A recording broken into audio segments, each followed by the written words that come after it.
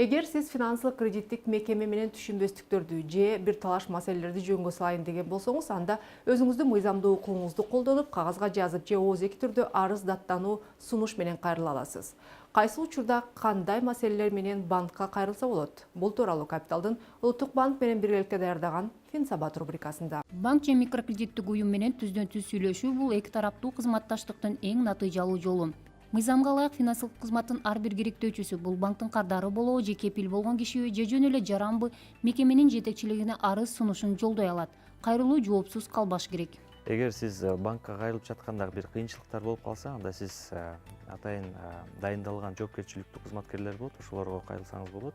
Алар сизге кайрылуу жазуу түрүндө кайрылуу арыздарыңыз болсо ошолорго толтурууга жардам беришет, же болбосо башка түшүндүрмөлөр да берүүгө милдеттүү да алар. Банкка кагаз жүзүндө же түздөн-түз кайрылууга болот, бирок олуттуу маселелер бар болсо арыз жазып, аны керектүү иш кагаздары менен коштоп жөнөткөн оң. Ага банк 10 жумушчу күнүнүн ичинде жооп бериши керек. Айрым учурларда гана жоопту бир ай күтүп калышыңыз мүмкүн. Банк арыз кайсы тилде жазылган болсо, ошол тилде жооп бериши шарт. Айтмакчы, арызды электрондук дарекке жөнөтүп же телефон чалып айтууга да болот.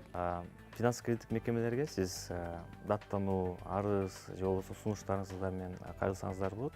Мисалы, сизге банктын кызматкери орой мамиле кылып койсо, анда даттануу менен кайрылсаңыз болот.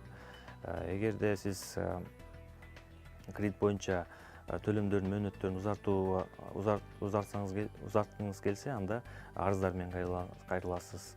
Мындан тышкары, банктын ишин мыктылоо максатында сиз өзүңүздүн сунуштарыңыз болсо, ошолор менен да кайрылсаңыз болот.